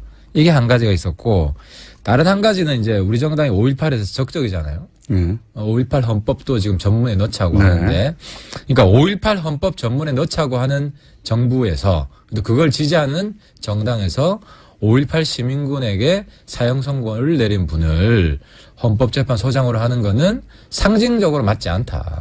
뭐 이해는 알겠습니다. 네. 그래서 이제 호남 분들한테 좀 양해를 저희들이 구하고 있는 겁니다. 바른정당은 사실 이 사안에서 크게 목소리를 냈다기보다는 당론으로 스탠스를 그 정도로 정했는데 가장 중요한 건 자유한국당이에요. 근데 지금 기분이 나쁘더라고요. 어제 추미애 대표 비판 성명이 나왔는데 한국당과 국민의당이 김희수 헌재 소장 그 문제를 두고 짓밟았다. 네, 바른정당은 여기서 언급도 안 하더라고요. 보이지 않는. 네. 그래서 제가 좀 더 추미애 대표를 더 까야겠구나. 바른정당은 얻은 게 없어요. 근데 거꾸로 국민의당은 그러니까 자유한국당은 기세가 올라간 게 확실하고 바른정당은 눈에 안 띄고 국민의당은 이 결과로 얻은 게 있는 게 아니라 잃은 게 오히려 많습니다. 그건 안 대표가 치명적 실수를 한 거죠. 그건 실수입니다. 확실히. 안 대표가 좀 정치적 훈련을 좀 더 해야 되고 그러니까 이제 호남 특히 분들한테 정확하게 설명을 해야 돼요. 왜 이렇게 됐는지. 근데 이제 설명하기도 애매한 게 자유투표에 맡겼어요. 그러니까 이제 안 대표가 주도한 것도 아니야. 실제로 국회의원들하고 지금 안 대표랑 사이도 별로 안 좋거든요. 그렇게 알고 계십니까? 네, 안 대표 말 듣고 뭐 찍은 것도 아니고 본인들 생각 따라 찍은 거예요. 뭐 그런 분위기가 있었겠죠, 뭔가. 그렇죠. 근데 그렇더라도 어쨌든 안 대표는 호남 분들한테 아니 제가 설명하듯이 5.18 헌법을 만들고자 하는데 5.18 정신에 안 맞다 이분. 이렇게 설명하면 택시 운전사도 많이 보셨고 광주분들이. 근데 어느 정도 반발을 조금 무마시킬 수 있었다고 생각하는데 그걸 좋아해버렸어요. 갑자기 우리가 결정권을 가지고 있다. 우리가 다 안다. 이래버리면. 국민의당에서는 오히려 당혹스러워서 이거 민주당 이탈표라고 우리가 한 게 아니라고 이렇게 약간 비껴가려고 했는데 안철수 대표가 오히려 내가 한 거라고 우리가 한 거라고 치고 그렇죠. 나오는 바람에 네, 그렇죠. 게다가 그 김희수 헌법재판관 시절에 추천한 분이 박지원 전 대표입니다. 호남에서 추천했고 호남의 대표적인 정치인이 추천했고 게다가 보고서가 채택이 됐었잖아요. 네. 그리고 그때는 통과시킨다고 했었고 청문회 때. 근데 이게 이제 추가적으로 뭔가 더 흠결이 발견된 게 아닌데 여기서 갑자기 당대표가 바뀌었을 뿐인데. 네. 박지원 대표의 정치력도 이번에 확인이 된 거죠. 사실은 박지원 대표 입장에서는 막 변명을 할 게 아니라 주변 의원들을 좀 설득을 해서 통과를 시켜줬어야 됐는데. 그래서 처음엔 당황스러워 하셨던 것 같고 그래서 이제 아마 교각사루라고 하는 사자성어가 박지원 대표의 부결 직후에 SNS에 썼었죠. 교각사루라는 거는 뭐 조그만 잘못을 바로 잡으려다가 소를 죽여버렸다 이런 뜻이잖아요. 네. 그 말도 참 이해가 안 되더라고요. 누가 각이고 누가 그 뿌리고 누가 소냐. 나중에 보니까 박성진하고 그건 제가 보기에는 그 만들어낸 것 같아요. 즉흥적으로 제 생각에는 당황해서. 제 생각에는 초반에는 왜냐면 본인이 추천했던 그렇죠. 당 후보자거든요. 그리고 그때까지만 하더라도 통과될 줄 알았거든요. 근데 안 됐어. 당황스러웠죠. 그래서 이거 이제 문재인 정부에다가 국민의당 힘을 보여주려고 하다가 이거 아예 부결시켜서 우리가 죽게 생겼다. 이런 의미가 담긴 거라고 봅니다. 근데 저는 사실 부결될 거라고 생각했습니다. 왜냐하면 이번에 새로운 변수가 생겼는데 교회 쪽에서 엄청난 문자 폭탄을 보냈어요. 뭐 그렇다는 얘기가 있습니다만은 그것보다 더 무서운 게 정당의 존립이 흔들리는 거잖아요. 호남에서. 국당이 뭐 이번에 아무튼 지지율 측면에서는 지지율 관리를 잘 못한 건 확실하죠. 의원님 지난번에는 마이크를 귀에 갖다 대시더니 이번에는 턱 밑에 해가지고 삼키시겠어요. 이 자리에 일부러 배치해 놓은 거 아닙니까? 그렇긴 한데 귀 옆으로 가지 말라고. 지금 거의 뭐 씹어 드시고 계십니다. 한 5cm 정도만 뒤로 물러서 주시면. 예. 저희 PD가 침친다고 굉장히 싫어합니다. 자, 그래서 국민의당 입장에서는 안철수 대표 발언 없이 이거를 그냥 민주당에다 떠넘겼어야 되는데 안철수 대표가 자랑스러워 해버렸기 때문에 떠넘기기도 스탠스가 어정쩡하고 후폭풍은 국민의당에게 일부 돌아갈 거라고 보여지는 상황이고. 네. 그건 이제 남 걱정할 때가 아닌 게요. 이게 때가 남 얘기였고. 맞습니다. 우리 집이 초상집입니다, 지금. 자, 이게 이제 잠깐 요약을 하면 이혜원 전 대표가 소위 대표적인 자강파라고 불리는 예. 국민의당이 스스로 강해져야 된다. 뭐 무슨 연대나 뭐 여선 통합이나 말이 안 되고 일단 우리가 강해져서 우리를 중심으로 나중에 정계 개편이 일어나면 모르겠는데 보수가 그전에는 자강이 먼저다. 그리고 그 기치를 걸고 대표가 됐고 그 기치를 걸고 하태경 최고위원도 2위를 했죠. 네, 대표적인 자강파 두 분이 이제 1, 2를 한 거예요. 그러니까 그때 전당대회 때 기본적으로 국민의당, 바른정당의 지지자들은 두 분을 선택한 거죠. 그래. 맞습니다. 우리가 먼저 네. 강해져야 돼. 근데 이제 사건에 연루돼서 스스로 사퇴를 하셨고 그리고 나서 이제 비대위를 꾸린다고 했는데 다들 비대위라면 뭐 유승민 전 후보가 아니겠는가. 가장 지명도도 높고 그리고 이제 이혜원 전 대표처럼 자강파이기도 하고. 예, 그렇죠. 예. 그러니까 자강파가 나서는 게 지난 전당대회 정신에도 맞고 뭐 이렇게 쭉 흘러갈 줄 알았거든요. 흘러갈 줄 알았는데 지금 국회에서 벌어진 이런 사태 때문에 지금 묻히고 있는데 굉장히 큰일이 벌어졌어요. 그렇죠. 남자끼리 뽀뽀하면서 큰일이 벌어졌죠. 근데 이 문제는 제가. 네, 유승민, 김무성 뽀뽀 사건은 어떻게 된 겁니까? 일단. 사과해 주세요. 저희 당이 사회적 무리를 일으킨 것에 대해서 제가 정말 진심으로 사과를 드리고요. 이 부분은 그 근원이 어디 있는지 조사를 해가지고. 네. 바른정당의 적폐로 규정하고 청산을 하겠습니다. 다시는. 네. 근데 제가 그날 조금 일찍 나왔어요. 그래서 뽀뽀 현장에는 없었는데. 네. 만약 있었다면 제가 못하게 했을 겁니다. 근데 이게 강제 뽀뽀 사건이에요. 강제 뽀뽀 사건. 예, 이제 자발적으로 뭐 둘이 화해하고 뭐 이런 게 아니고. 아하. 여기서 풀어. 막 이렇게. 그게 아니라 사진을 유심히 보시면 네. 그 중간에 한 분이 이렇게 손으로 강제로 붙입니까? 붙이는 게 있어요. 성폭력인데 이건. 그 부분을 못 보셨는데. 아하. 근데 이제 이게 이제 자발적으로 그런 일이 벌어졌으면 그 뒤에 서로 합의를 했겠죠. 근데 두 분 사이에 두 분뿐만 아니라 우리 당 내에 큰 노선 싸움이 있는 겁니다. 자강파와 통합파에. 그러니까 좀 더 쉽게 설명을 하면 한국당과의 합당은 원천적으로 근본적으로 안 된다라는 네. 파가 있는 것이고 그걸 닫아놓으면 안 된다. 열어놔야 된다. 뭐 당장 하자는 이야기가 아니라 네. 닫아놓으면 안 된다는 파가 있는 거예요. 그래서 특히 이제 대표적으로 김무성 대표는 유승민 비대위원장이 되면 그걸 닫아놓는다. 이런 거예요. 그래서 안 그래도 뭐 어제 뭐 김무성 대표랑 이런 뭐 노선 문제로 좀 논쟁을 했어요. 논쟁을 해서 제가 문제 제기를 한 거는 아니 뭐 합당 비전이 뭐 설득력 있는 게 하나도 없지 않냐. 그러니까 좀 긍정적으로 생각해 주려고 그래도. 그러니까 합당 시나리오는 이겁니다.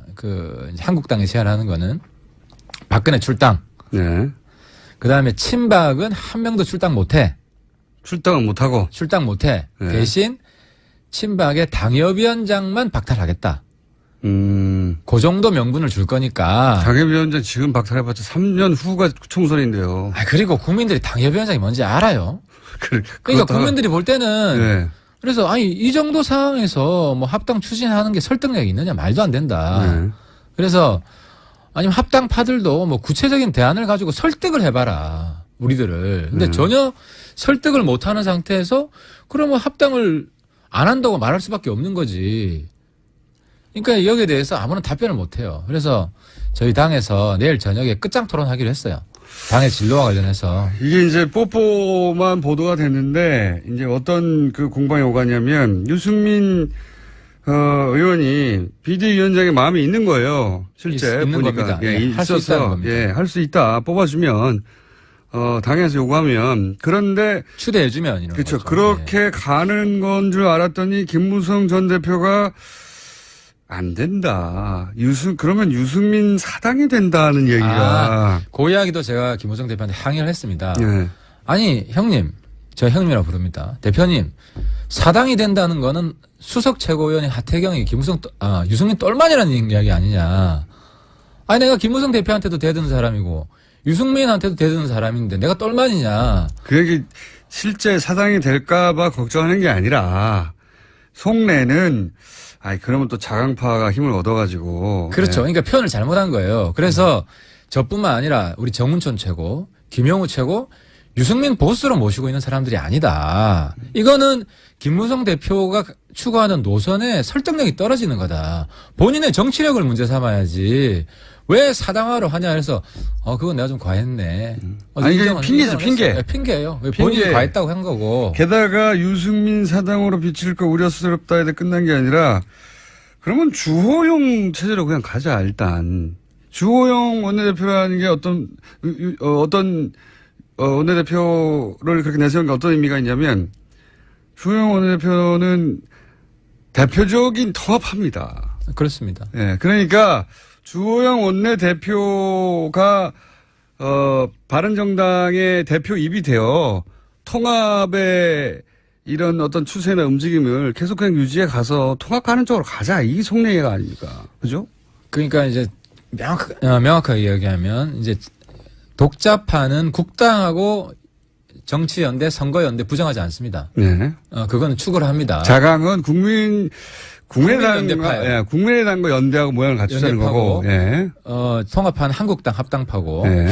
그래서 지금 제가 솔직히 말씀드리면 요번에 끝장 토론에서 끝장을 안 보면 연말에 당 깨집니다.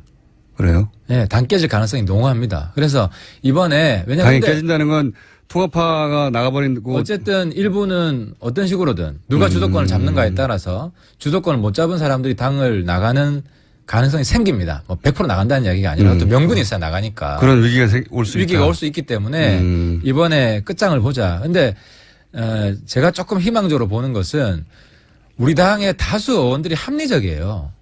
제가 예를 하나 들면 한국당 보이콧 했을 때 이번에 우리 당 내에서도 보이콧 하자는 사람들이 몇 분 계셨어요. 그래서 의총을 했죠. 압도적 다수로 무슨 보이콧이냐. 우리는 기본적으로 국회는 참석하는 거다. 그렇게 해서 조기 종결이 됐습니다. 근데 이제 보이콧 하자는 분이 몇 분 정도 있었습니다. 서너 분 됩니까? 뭐 한 서너 분이고 그분이 약간 이제 한국당 압도적 다수라 해봐야 20명밖에 안 되잖아요. 그렇죠. 한국당 합당. 그러니까 우리는 뭐 12-13명 넘으면 다수니까. 그러니까 통합파에 가까운 분들이 그런 주장을 했군요. 그렇죠. 그러니까 이게 딱 연결이 돼 있는 거예요. 계속 통합파는 보조로 같이 하자. 정치적으로 한국당과 비슷한 메시지를 내고 한국당이 무슨 액션을 했을 때 동참해주고 뭐 이런 지금 방향을 잡고 있는 거예요. 제 시나리오가 그거예요. 뭐냐면은 자유한국당이 당대당으로 바른정당과 통합한다는 건 현실적으로 굉장히 어렵지 않습니까? 어렵죠. 하트경 어떻게 할 거야, 하트경. 예를 들면. 홍준표가 물러나야 되고, 당대당 합당. 이해훈 어떻게 할 거야, 뭐 이런 고민이 있단 말이죠. 그렇죠. 그 다음 유승민 의원 같은 경우도 강하게 얘기하잖아요. 내가 다시 들어가려고 이렇게 나왔냐, 그 고생을 했느냐. 이런 분들은 사실은 이런 분들을 다 합치고 복당하는 건 어렵단 말이죠. 그래서 제가 보기에는 현실적인 대안이, 소위 국회 선진화법으로 문재인 정부의 입법 중에 자신들이 원할 때 언제든지 저지할 수 있는 최소한의 선, 그 선을 만드는 게 바른정당에서 12명인가 13명인가 오거나 베스트고, 만약에 못 온다면 바른정당에 있으면서 그 12사람, 13사람 정도는 항상 자유한국당과 물밑으로 교류해서 예를 들어서 이번은 실패했지만, 밖으로 나가자고 할 때 실패했지만, 그 12명, 13명 정도가 다수가 되어가지고, 밖으로 나가자면 밖으로 같이 나가주고, 이런 세를 만드는 것. 이게 이제 선진화법으로 하면 5분의 2거든요. 네. 5분의 2면 지금 120명이죠. 그러니까 121명을 확보해야 됩니다. 네. 그럼 지금 109명이니까 12명을. 그렇죠. 딱 12명이에요. 데려가야 되는데. 저도 더하기 빼기 해봤더니 12명이더라고요. 근데 이제 정치인이 바보가 아니라서 명분 없이 자살골을 잘 못 넣습니다. 그게 제 말은 뭐냐면 같이 통합하는 게 어렵다면 바른정당에 있는데 항상 이 12명 정도는 자유한국당과 스탠스를 보조를 맞추는 거죠. 그런 세를 만드는 작업을 지금 하고 있는 게 아니냐. 그러니까 그게 이번에 저는 그렇게 봅니다. 보이콧을 같이 하려고 했던 것이고. 그렇죠. 실패했는데. 그건 이제 우리 당 다수가 막은 것이고. 그래서 한국당이 공개적으로도 지금 이야기해요. 통합은 없고 흡수밖에 없다. 합당 안 하겠다는 거예요. 그렇죠. 그래서 12명 흡수하겠다는 것인데 이제 문제는 그 싸움인 거죠. 우리 내부의 독자파와 합당파가 노선 싸움을 하는 것이고. 근데 이제 어쨌든 국회의원들은 명분이 중요하기 때문에 명분도 없이 그냥 뭐 주랭란 하듯이 그렇게 가지는 않을 겁니다. 상시 트로이 목마를 12명으로 심자 플랜. 뭐 자기들 최대 목표죠. 그렇죠. 그런데 그 노선 혹은 그 플랜에 김무성 전 대표가 동참한 게 아니냐 하는 이 행보가 보인다는 거죠, 지금. 저의 그림입니다. 아, 이런 그림이 그려지고 있는가 하고. 그러니까 우리 의총에서 분위기 보면 아는데, 네. 의총에서 김무성 대표가 이치에 맞지 않는 이야기를 자꾸 하시면, 네. 뭔가 뭐 약점 잡힌 거 있나라는 의심을 받을 수가 있겠죠. 네. 그래서 네. 내일 끝장 토론 한번 지켜보겠습니다. 그런데 그 끝장 토론의 결론에 따라서는 당이 지금처럼 유지되지 못할 가능성이 있긴 있다. 아니, 유지는 됩니다. 왜냐하면 뭐 어디 갈 명분이 없잖아요. 당장은. 근데 연말에 당이 깨진다는 것은. 연말 되면 선거도 가까워지고. 네. 그리고 그때쯤 되면은 지금 한국당 내에 무슨 친박이나 이런 거 정리하는 작업을 추진하고 있잖아요. 네. 아직 출당도 못 시켰지만 출당도 될 것이고 또 뭐 당협위원장 당협위원장 박탈도 쉽지는 않아요. 그것도 쉽지 않죠. 친박 네. 한 번 박탈당하면 그거 어떻게 되찾아옵니까? 그래서 그런 상황들을 좀 보면서 어느 정도 스케줄을 뭐 연말까지 갈 수밖에 없지 않냐로 보고 있는 것 같은데. 그래서 하여튼 제가 뭐랄까요, 상대의 숨은 의도를 파악해서 향후 어떤 그림을 그리냐 간파하는데 아주 제 나름 일가견이 촉이 있으시죠. 요즘 박지원보다 김어준이 정부가 더 좋다. 뭐. 그런데 가만히 보고 이 양반이 왜 이런 얘기를 할까? 김무성 대표가 갑자기 왜 유승민과 뽀뽀하고 있는데 갑자기 왜 사당이라고 할까? 그리고 왜 주호영 대표를 앞에 내세울까? 이혜원 대표는 왜 날아갔을까? 뭐 이런 생각을 하다 보면 일련의 흐름이 있다. 잘 보이지 않지만 그 일련의 흐름은 자유한국당 단독으로는 자유한국당은 무조건 반대해야 되거든요. 왜 전략을 그렇게 세웠는지 저도 이해가 안 가지만 무조건 반대해야 되는데 무조건 반대하는 데 있어서 항상 국민의당의 협조를 얻거나 바른정당의 협조를 얻어야 되는데 어렵잖아요. 자기들도. 어렵죠. 여당만 어려운 게 아니라 자유한국당도 이 반대하는 게 어려워요. 전면적인 반대가. 근데 이제 국회 선진화법으로 5분의 2, 120 더하기 빼기 그럼 12. 그렇죠. 12를 제일 빼오기 쉬운 데가 바른정당 아니냐. 이 최근의 행보가 이거고 그런 것 같은데. 12. 예, 12. 그러니까 예. 그 싸움이 될 것 같습니다. 싸움이 될 것 같고. 근데 어쨌든 정치는 명분이 실제로 빼가더라도 억지로 출혈을 내면서 국민들 보기에 꼴사납게 빼가면 지지율이 더 떨어질 것이고. 그래서 제 생각에는 빼오는 게 아니라 그 안에 두고 내밀하게 예를 들어 김무성 대표 같은 분이 이렇게 분위기 만들어서 한 12명 정도만 계속 자유한국당과 보조를 맞추면 안 와도 되는 거죠. 근데 이제 전당대회에서 지도부 이번에 비대위원장이 안 되더라도 12월경에는 조기 전당대회를 해야 됩니다. 네. 당헌 당규상. 주호영 대표 임기도 12월에 끝나요. 예. 그래서 조기 전당대회를 하면 독자파가 압도적으로 이길 겁니다. 이번에도 사실 70 몇 프로 이상이 독자파를 그렇죠. 지지해줬고 네. 그러면 최고위를 독자파가 싹쓸이할 가능성이 많습니다. 바른정당을 지지하는 분들은 바른정당이 별도로 존재해야 된다고 믿는 분들이니까요. 지지층이 완전히 달라요. 우리가 그러니까요. 제가 이렇게 큰 소리 칠 수 있는 이유가 한국당과 근본적으로 다른 지지층이 도와주고 있기 때문에 큰 소리 칠 수 있는 것이고 그것 때문에 당이 독자적인 동력이 살아있는 거죠. 12명 혹은 13명이 누군지 잘 보시고 이렇게. 푹푹 찔러보세요. 연락 왔어? 아직 12명까지는 안 되고 그때 보이콧 주장한 분 한 4분 정도였기 때문에. 네. 그거 차곡차곡 쌓아가지고. 근데는 보이콧은 워낙 명분이 없었으니까요. 근데 이제 무기명 투표 같은 거 쉽잖아요. 쓱 들어가게 같이. 무기명 투표. 근데 이 개개인들이 개성이 강해요. 우리 20명이 친박 등살에 이렇게 싸워가지고 나온 것도 굉장히 개성이 강하기 때문에 이렇게 잘 안 넘어갑니다. 자, 그럼 자강파 잘 살아남길 바라고요. 내년 초에 인터뷰 하는데 한 7명 남아가지고 춥습니다. 이러면서. 우파 정의당, 보수 정의당 돼가지고. 정의당하고 비슷한 수준 그거 두려워해서 안 된다고 봅니다. 몇 명 탈당하는 거 두려워가지고 계속 무원칙하게 타협하고 그러다가 당 골마 터집니다. 그럼 제 주장이 한두 명 탈당하는 거 무서워하지 말고 원칙대로 나가자. 한두 명 탈당하는 거 무서워하지 말고. 네.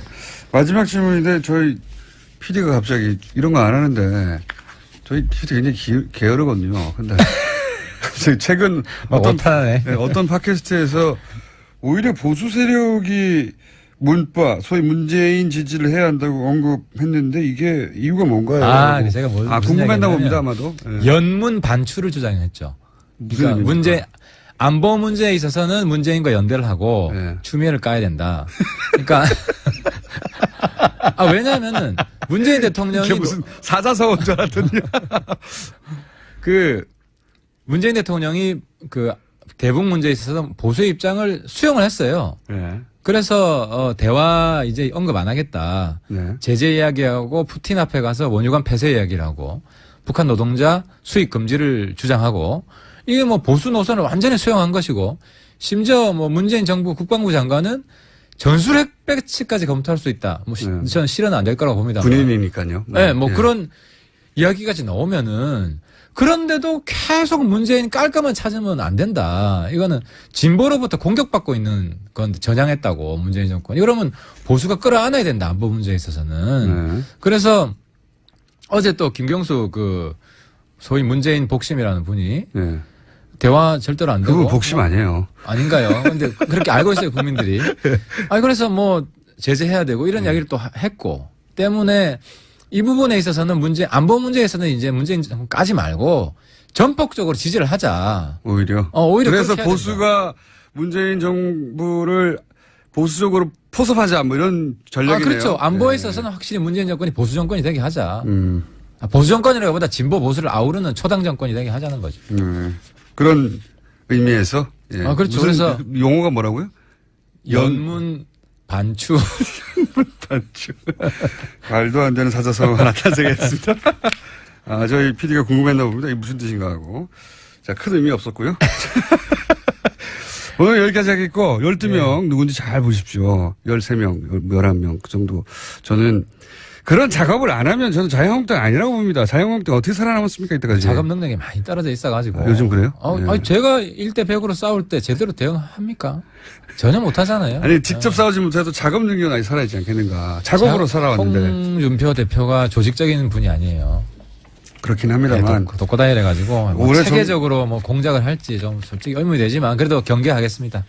여기까지 하겠습니다. 바른정당 하태경 얼마 있으면 안일 최고위원이었습니다. 감사합니다. 예, 감사합니다. 대표하고 사이에 설전이 있었죠. 그러면서 이제 좀 일단락 되어 가고 있는데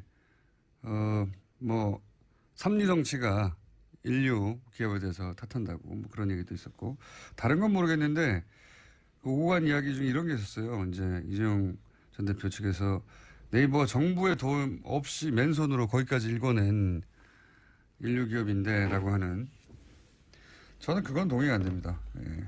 네이버가 지난 9년간 보수 정권과 아무런 유착이 없었는지 좀 두고 봅시다. 그건.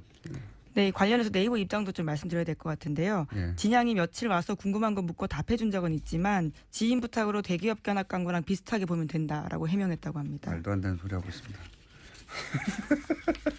그럼 아무나 전화 연락해가지고 법무실에 우리 딸 거기서 며칠간 열흘 동안 가시켜달라고 하면 법무부 네이버 법무실에서 이걸 해줍니까? 해줬는데 결국은 말이 되는 소리를 해야죠. 어쩔 수 없는 부분이 있었겠죠. 검사장이 이렇게 직접 대놓고 기업이 법무실에 얘기했는데 안 된다고 거절하면 불이익을 당할까 봐. 근데 실제 이걸로 인해서 이런 걸 했던 걸 보면 아마 이제 IT 기업에서 인턴을 했다든가 혹은 미국의 대학을 진학할 때 필요한 서류로 첨부하려고 그랬던 것 같은데 보기에 그런 얘기는 없어요? 네, 실제로 그래서요. 미국 명문대학인 하버드대에 진학했다라고 하는데요. 인턴으로 근무한 것처럼 꾸민 정황도 내줬다라고 합니다. 그러니까요. 그런 거 한 거예요. 자, 여기까지 하겠습니다. 참. 저희가 어제 까먹고 지나갈 뻔했네 또. 어제 영장 판사 3인과 그리고 검찰에 한바탕 설전이 있었죠. 3인이 직접 했다기보다는 이제 법원에서 대신 성명을 냈는데 양승태 대법원장의 사실상 마지막 인사라고 불리는 이제 서울의 영장판사, 전담판사 3분, 3인이 윤석열 혹은 특검 체제 하에서 박근혜 최순실 게이트 관련 영장이나 방산비리 관련 영장이 계속 기각되고 그래서 이제 충돌이 있었습니다. 이 사안 관련해서 저희 해설 담당 판사 이정열 판사하고 어제 사부에서 얘기 나누다 시간이 부족해서 끊어졌는데 어제까지 나눈 이야기의 요약부터 하고 그리고 나머지 두 분의 영장 판사의 기수가 같다. 이상하다. 여기까지 하고 끊어졌거든요. 네, 전화 연결되어 있습니다. 판사님? 네, 안녕하세요. 네. 자, 어제 간단하게 요약하면은, 구속영장을 기각한 사유에 해당되는 뭐, 도주의 위험이나 증거인멸의 위험 이런 건데, 그 기각된 최근의 사안들은, 그런 위험이 있는데도 불구하고, 네. 기각된 걸로, 보인다라고 하셨죠? 네. 네, 그렇기도 하고, 그리고 기각 사유가 통상적이고 다른 법원이나 그동안에 지내왔던 어떤 관행 관례하고는 상당히 벗어난 이유를 들고 있다는 거까지 그렇죠. 말씀드렸던 것 네. 같습니다. 네. 그러면서 이미 기본 수사가 됐기 때문에 구속영장이 필요 없다는 식의 그 기각 사유도 나왔는데 그게 이제 기본 정보가 수사됐기 때문이라는 것도 사실은 등장하지 않는 문구라면서요, 보통은. 예, 기본적 증거라고 기본적 증거. 있는데, 그 기본적 증거라고 하는 개념이 이제 어떤 법학적이나 뭐 법조계에서 정립된 용어도 아니고 개념도 아니고, 그리고 그래서 개념이 명확하지 않으니까 도대체 어느 정도 됐길래 그렇게 했다는 건지 그런 그러니까 잘 쓰지 않는 특이한 튀는 용어를 썼다는 거죠. 그렇군요. 기본적 증거요. 네. 네. 저는 이제 그 법은 모르는데 그러면 기본 증거로만 취합하면은 수사를 더 이상 안 해도 되는 건 아니잖아요. 그렇죠. 당연하죠. 그러니까 네. 기본 증거라고 하는 게 어떻게 보면은 이제 법원, 판사의 관념일 수 있고 사실 이제 이 증명을 해야 되는, 유죄 증명을 해야 되는 검사 입장에서 보면은 이게 기본 증거일 수도 있고 아닐 수도 있고 그야말로 그 개념을 인정한다고 할 때 그리고 가능한 모든 증거를 수집해야죠. 어떤 데서 어떻게 이제 그러니까요. 구멍이 생길지 모르니까 일단 증거는 명확하게 다 수집을 해놓고 봐야 되는 게 검사의 입장이거든요. 거꾸로 예를 들어서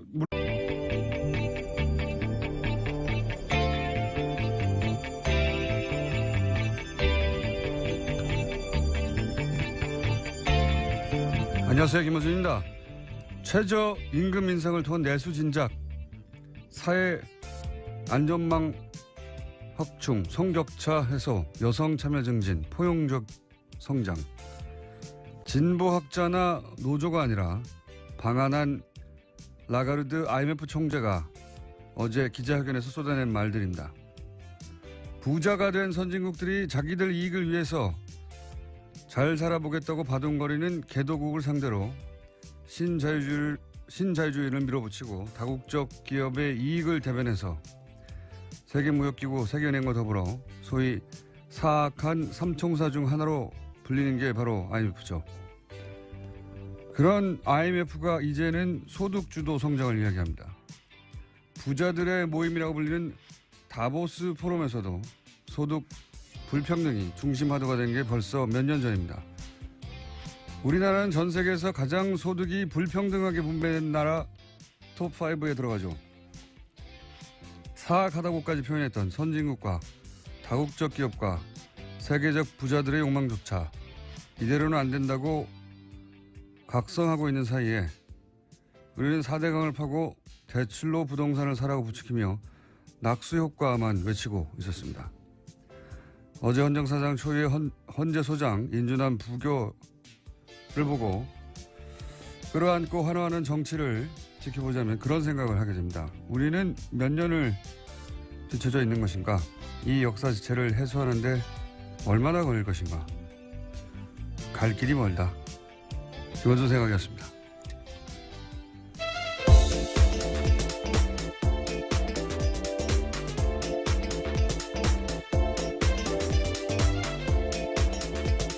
시사인의 김은지입니다. 오늘도 역시 바람이 쭉쭉 안 나가네요. 역시라고 하셔서 웃었습니다. 하루 이틀도 아니고. 자, 어제 가장 큰 뉴스는 이제 네, 김희수 헌재소장 후보자 임명 동의안 부결이었죠. 네, 이게 왜냐하면 처음 있는 일이거든요.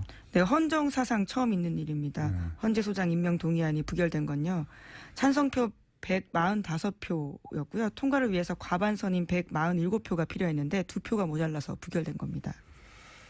각 당의 반응들이 크게 갈렸어요. 네, 그 현장에서요. 아마 보신 분들도 있을 텐데 자유한국당과 바른정당 의원석에서는 환호와 박수 소리가 터져 나왔습니다. 일부는 얼싸안고 기뻐하는 모습까지 보였는데요. 이제 탄핵이다 이런 말도 나왔어요 어제. 그래서 굉장히 기뻤던 거죠. 예. 예, 반면에 더불어민주당에서는 표결 붙이기로 함께 찬성했던 국민의당에서 표가 갈렸다라고 지적했습니다.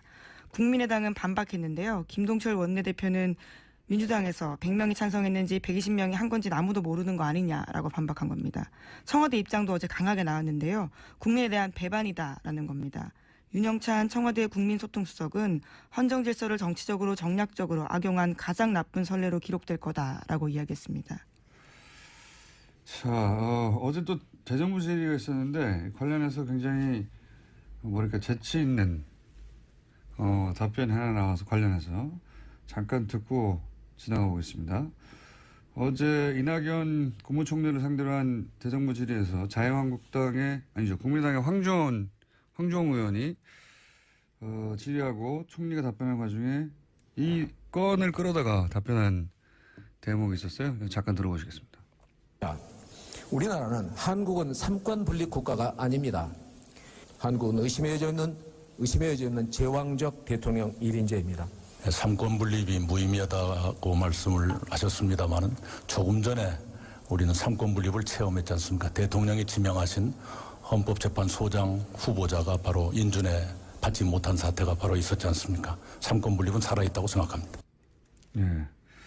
이게 아마 이제 문재인 대통령을 공격하기 위해서 황교안 의원이 이제 더불어민주당, 국민의당 황교안 의원이 공격을 한 건데 이낙연 총리가 이제 바로 직전에 있었던 헌재소장 부결 봐라. 삼권 분립이 살아있다.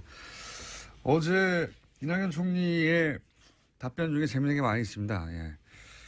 한번 찾아보시고, 예. 저희도 재밌는 거는 따로, 까는 것보다 확 떨어졌습니다. 네, 그래서 이제는 이제 요 정도면 중국하고 러시아가 오케이, 손들어 줄게. 뭐, 이렇게 합의가 된 사안인 거죠. 네, 곧 결과가 나옵니다. 그래서 뭐, 대북 원유 수출을 전면 중단 한참 언론 플레이했는데 지금과 같은 수준으로 그리고 뭐 김정은을 포함한 계좌 동결이라든지 여행 제한 조치 등을 이야기했었는데요. 그 모든 거에 제외됐습니다. 지금까지 있던 거 비슷한 거예요. 말만 그렇게 떠들어댔지.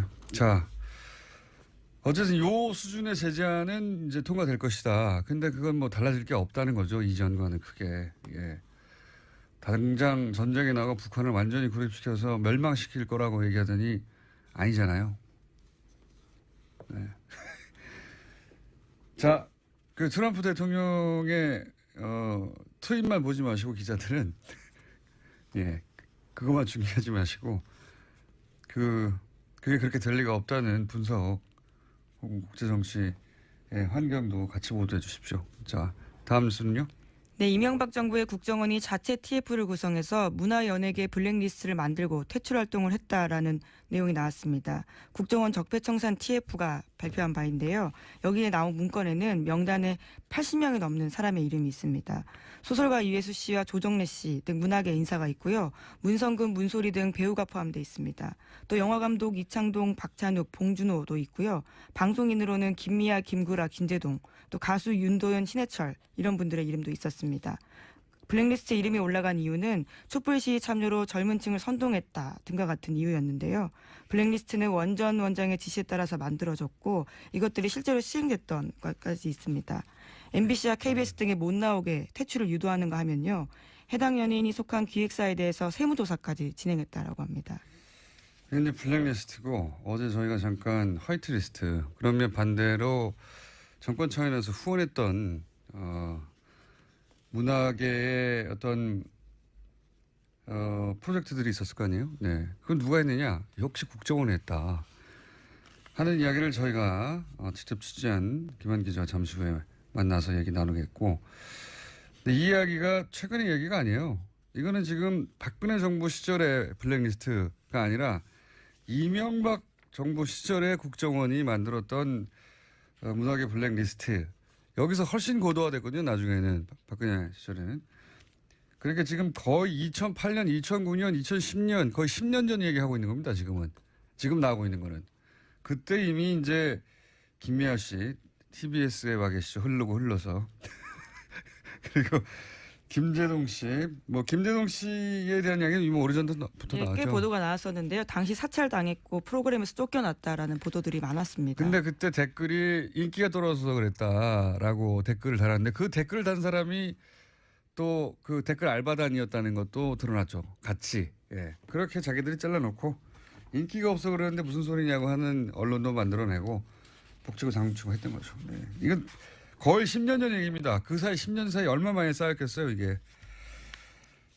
자, 또 있습니까? 관련 뉴스가? 네, 관련해서요. 여기에 청와대 민정과 홍보수석의 지시가 있었다라는 것이 국정원 적폐청산 TF의 그 조사 결과인데요. 그랬겠죠. 다음 뉴스로 하죠. 예. 어제 국회 대정부 질문이 있었습니다. 이 자리에서 더불어민주당 이종걸 의원이 이명박 전 대통령과 관련한 사건을 언급했습니다. 캐나다 건설 사업에 투자한 한 회사가 한 금융사로부터 210억 원 대출 받았으면서 무담보로 허위 자료 냈다라는 건데요. 여기에 이명박 전 대통령 친척이 개입했다라는 의혹을 제기했습니다. 자, 이 사건이 대정부 질의에 드디어 나왔네요. 이게 이제 이명박 전 대통령 임기 초기에 있었던 일이거든요. 예. 캐나다의 어떤 사업에 투자를 했는데 여기에 농협이 대출을 해줍니다. 그런데 이 210억 원의 대출금을 포함하여 많은 금액이 캐나다에서 일종의 분양 사기로 사라져 버려요. 예. 그러면 이제 농협에서는 대출을 해주고 나서 기본적으로 사기를 당한 거니까 예. 고소고발이나 좀 소송이 있어야 되는데 소송이 없죠. 적극적으로 대처를 전혀 하지 않았다라는 겁니다. 돈이 사라졌는데 날아갔는데 대처하지 않죠. 네. 그런데 여기에 이명박 전 대통령 친인척이 연루된 게 아니냐라고 하는 사건이 있습니다. 네. 그 사건에 대해서 이제 10년 만에 거의 10년 만에 대정부 질의에 이 사건이 등장을 한 거죠. 예. 네, 그래서 어제 박상기 법무부 장관이 대답을 했는데 이 사건이 지난 정부에서는 단순히 기소 중지되어 있었지만 최근에 다시 수사 지시했다라고 답했습니다. 예, 수사 지시했지만 진행을 안 되고 있었어요. 예, 계속해서. 표창원 의원도 연달아서 관련 질의를 했습니다. 잠깐 들어보시겠습니다. 혹시 저수지 게임이라는 다큐멘터리 영화가 지금 개봉 중이고 상당히 많은 관객들이 보고 있다는 사실 알고 계십니까? 네, 기자가 쓴 것으로 알고 있습니다. 장관께서는 보셨거나 혹시 보실 계획 없으십니까? 아직까지는 보지 못했고 한번 들여다볼까 생각하고 있습니다. 이 사건을 다룬 게 저수지 게임이라는 이 영화 영화인데. 이야기 안 하신다고 하셨던 걸로 제가 기억이 나는데. 제가 한 게 아니잖아요. 의원이 대정부 질의에서 했습니다. 네. 이 사건을 다룬 거군요. 예. 이렇게 도와주시나요? 의원님? 자, 이건 대정부 질의에서 이 사건이 처음으로 등장했어요. 10년 만에. 처음으로 등장했고 다행입니다. 저나 주진우 기자는 굉장히 오랫동안 쫓아왔거든요. 이 사건을. 자, 그러한 이야기가 있었습니다. 그리고 관련해서 최근에 그 이명박 전 대통령에 대한 댓글 공작 이외에도 소위 그 원조 사건에 해당되는 BBK 관련 이야기가 조금씩 등장하고 있습니다. 뉴스공장에서는 몇 주째 하고 있고 다른 언론사에서도 조금씩 나오고 있죠. 예, 오늘 아침 CBS 보도인데요. 2001년 김경준의 LK이뱅크에서 이명박 전 대통령의 개인 계좌로 50억 원이 송금한 기록이 있다라는 겁니다. 그런데 2007년에 검찰이 이를 수사할 때 확인하고도 뭉갰다라는 의혹이 있다라는 겁니다. 아, 이제 이명박 전 대통령 관련 이 BBK 관련 사건은 너무 많은 이름들이 등장해요. 여기도 이뱅크가 등장하죠 아마? 네, LK이뱅크요. 네, LK이뱅크. LK이뱅크는 뭐란 말인가? 옵셔널 벤처스는 뭐고 이 회사 이름 여러 가지 등장하거든요. 그러다 보니까 그리고 돈이 왔다 갔다 합니다. 도대체 뭐가 어떻게 됐다는 건지 따라잡다가 잊어버려요. 사건 도래될 뿐만 아니라 지금 오늘 이제 오전에 등장한 노컷발 이 뉴스의 핵심 뭐냐면 간단하게 말하면 BBK 실소유주가 이명박 전 대통령인 것을 입증할 만한 송금 자료가 있었는데 그걸 검찰이 의도적으로 누락시켜서 선거 대선 직전에 모른 척한 거 아니냐. 그게 나왔다면 BBK가 이명박 전 대통령이 실소유주라는 게 사실상 입증되는 거였는데 라고 하는 뉴스가 10년 만에 나온 겁니다. 또. 네. 해설만 붙이자면 복잡하게 이해하실 필요는 없고요. 예. 검찰이 숨긴 거 아니냐. 실제로는 이명박 전 대통령이 BBK 실소유주 아니냐. 예, 그런 알고도 자료가 모른 척했다라는 의혹이 있는 거죠. 입금 자료가 있다는 거죠. 50억에 해당되는. 그런 뉴스입니다. 관련 뉴스가 조금 더 나올 것 같은데 뉴스를 읽어도 무슨 말인지 모르실 땐 뉴스 공장을 들으십시오. 저희가 해설해 드릴 테니까. 아마도 텍스트를 한참 읽어도 이게 어떻게 있다는 것이 잘 헷갈릴 텐데 이 뉴스를 해설해 드리면 그런 얘기입니다. 예. 주인이 이 사람이잖아. 입금된 걸 보니까 라고 하는 자료가 이미 10년 전에 있었는데 검찰이 못 본 척했다는 겁니다. 예. 그걸 10년 만에 다시 밝혀서 이제 끄집어낸 거고요. 노컷 뉴스가. 자, 한 제목 하나 정도? 네. 네, 주식 대박의 진경준 전 검사장 기억을 하실 텐데요. 이번에는 황제 가회 논란에 휩싸였습니다. 자신의 딸의 가회를 네이버에 요구했다라는 건데요. 인턴 확인서도 요구했다라고 합니다. 딸을 네이버 어떻게 했다고요? 예, 그러니까요. 네이버 법무실에다가 이메일을 보내는데요. 자신의 딸이 논문을 써야 하니까 아이를 붙잡고 수업처럼 설명해주면 좋겠다라고 이야기했다는 건데요. 아니, 검사장이 사기업 법무실에다가 전화해서 우리 딸 좀 거기 가회시켜달라고 한 거죠. 가회를 시켜. 예, 전화는 아니고 이메일을 보냈다고 하는데요. 예, 답장이 다음날 바로 왔습니다. 예. 따님이 바쁘다고 하니까 다음 주 중에 공부하는 시간을 갖도록 하겠다라면서 자신이 잘 챙기겠다고 답합니다. 최근에 김상조 공정위원장하고 다음에 이재용 전 불러서 들려드리겠습니다만은 사실은 어제 임명안이 아슬아슬하게 통과되는 게 국민의당에 가장 좋은 거였죠. 제가 보기에는 그래요. 어차피 한국당과 바른정당은 당론으로 반대를 정하고 있었고, 그리고 민주당과 정의당은 통과를 주장하고 있었고, 국민의당 같은 경우에는 이 채택을 했거든요. 보고서를 벌써 오래전에 참여해가지고. 네, 이미 청문회가 한참 전에 있었기 때문에요. 그러니까요. 청문 보고서 채택도 이전에 있었습니다. 이게 이제 아슬아슬하게 임명안이 통과되는 게 국민의당이 가장 캐스팅 보는 국민의당이 지고 있었는데 좋다고 한 이유는 뭐냐면 그래야 여당이 역시 국민의당을 붙잡지 않으면 안 되는구나 이렇게 매달릴 것이고 국민의당의 이제 대협상력도 더 강화될 것이고 아슬아슬하게 통과돼야 가장 좋은 거죠 제가 보기엔. 근데 이제 부결이 돼버리면 이게 정무적 관점에서 보면 아주 당혹스러운 거죠. 책임론이 당장 불거지기 때문에. 왜냐하면 지난주부터 호남 홀대론을 국민의당에서 내세웠는데 이번에 최초의 호남 출신 헌재 소장이 후보로 나왔지 않습니까? 심지어는 이분이 박 전 대표가 헌법재판관 추천한 사람이에요. 그래서 어제 유구무원이라는 반응을 보였습니다. 그러니까 본인이 추천한 사람인데 이 당에서 버린 거죠. 호남 홀대론을 주장하는 당에서. 더더욱 나쁜 거는 거기까지는 그렇다고 쳐도 더더욱 나빴던 거는 안철수 대표가 우리가 국회 결정권을 가진 거다. 라면서 이제 그 결과를 자랑스러워 해버렸잖아요. 예, 부결된 다음에 한 이야기인데 국민의당이 20대 국회에서 결정권 갖고 있는 정당이라고 이야기했습니다. 이거는 일종의 정치적 자해거든요. 왜냐하면 지금 호남을 베이스로 하는 국민의당으로서는 당황스러워해야 한다. 박지원 전 대표가 바로 추천한 사람이다. 게다가 호남 홀대론 얘기하고 있었다. 근데 호남 출신의 헌장수장이다. 최초에. 근데 국민의당이 부결시켰어요. 이러면은 당황스러워야 한단 말이죠. 당황스러워해야 하는데 이제 이걸 자랑해버린 거죠. 물론 국민의당의 공식 입장은 자신들이 부결시킨 건 아니다라고 하고 있는데. 무기명이니까요. 예. 누가 부결시킵니까 여기서. 찬성과 부결할 정당은 이미 정해져 있었고 국민의당만 의원 자율투표를 했습니다. 의원 자율투표를 했으니까요. 네.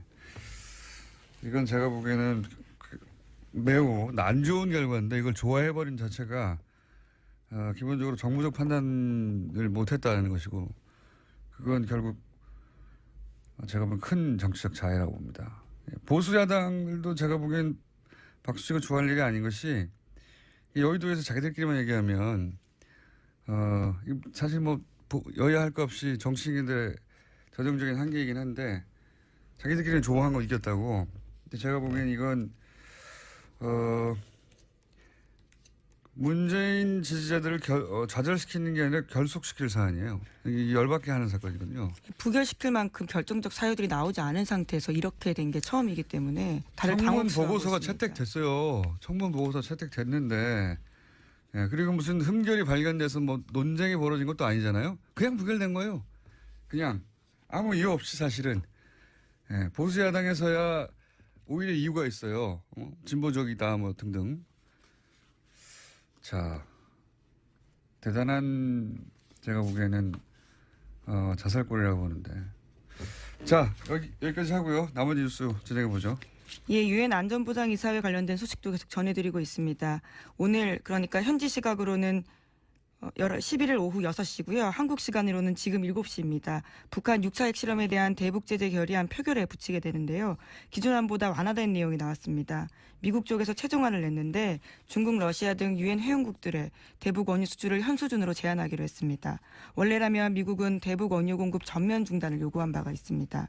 또 김정은 북한 노동당 위원장 제재 대상에서 제외했고요. 고려항공도 제재 대상에서 지정하지 않았습니다. 북한의 의심 선박에 대한 공해상에서의 차단과 검색도 요청한다라고 밝혀서 유엔 회원국들의 이행을 의무화하지 않았습니다. 이건 이제 중국, 러시아하고 이렇게 합의가 된 거죠. 미국이 주도해서 제출하는 결의안인데 부결돼 봐요. 쪽팔리잖아요. 그래서 애초에